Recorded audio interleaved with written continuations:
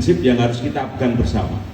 Ketika kita melakukan kolaborasi harus ada mutual benefit, ya, mutual respect, dan juga prinsip-prinsip lain yang harus kita pegang teguh sehingga kita tidak hanya berorientasi pada masalah itu selesai, tetapi masalah itu selesai tanpa menimbulkan masalah-masalah yang baru. Ini yang harus kita pegang bersama. Tadi siang seperti sudah saya sampaikan pada awal acara tadi ketika melepas liarkan ya, bapak-bapak yang akan berpindah habitat, semoga mendapat habitat yang lebih baik. Amin. Ada kesan, ada impresi dari Ibu Menteri yang menyatakan bahwa teman-teman KSDA itu kalau di lapangan jago-jago. Permasalahan teknis sudah bisa kita selesaikan dengan baik. Dan saya lihat memang kompetensi dari bapak-bapak ibu sekalian yang ada di lapangan ini sudah sangat meningkat. Baik itu untuk pengamanan, monitoring biodiversity, lalu juga ketika menjalin hubungan dengan stakeholder yang lain, bagaimana cara kita menyelesaikan masalah. Kita juga menyadari ada masalah-masalah yang bisa diselesaikan dalam jangka pendek maupun juga ada yang memang memerlukan menyelesaikan jangka panjang.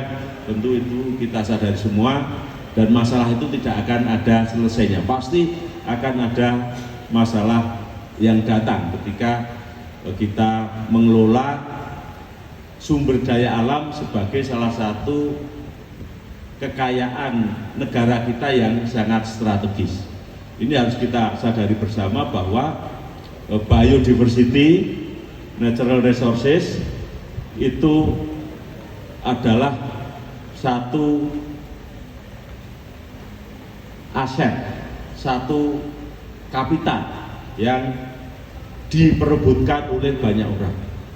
Tidak hanya diperebutkan di dalam negeri, tetapi juga diperebutkan banyak pihak di dunia internasional.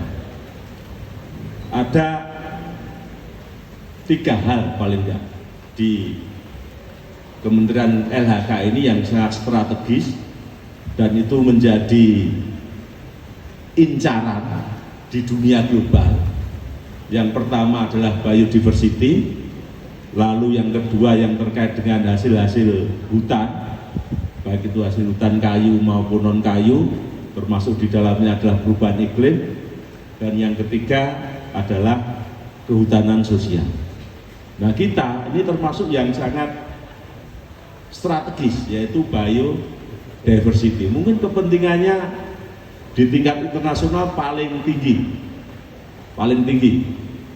apalagi di masa-masa yang akan datang. Dan kita sadar yang mengincar biodiversity Indonesia itu banyak. Tadi Bu Menteri berpesan ketika kita mengelola sumber daya alam yang sangat strategis, yang memiliki nilai yang sangat tinggi dan juga menjadi incaran banyak orang, maka para pejabat di KSDAE, terutama para kepala UPT dan juga para direktur Sekdi tentu saja harus memiliki sense politik yang kuat.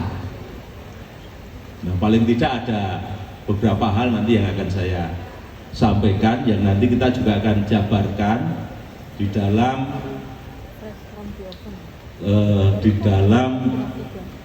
dokumen nanti yang bisa kita pedomani bersama. Yang seringkali disampaikan oleh Ibu Menteri adalah wildlife belongs to the state, bahwa satwa liar itu milik negara.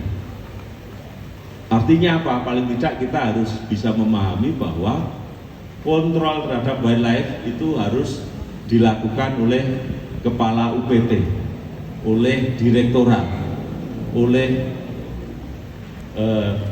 kepala BKSDA, kepala Taman Nasional, jangan sampai itu diserahkan ke pihak luar.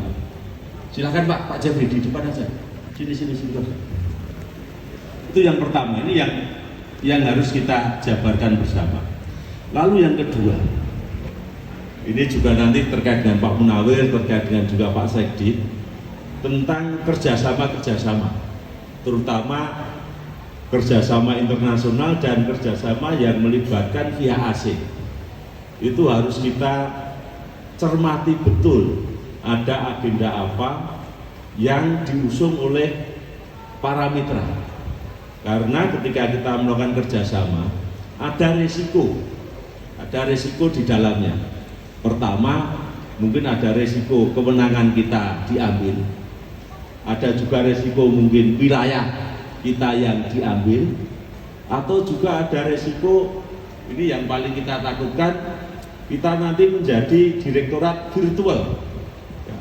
Jadi kita KSDA itu maya saja, adanya hanya di dunia maya.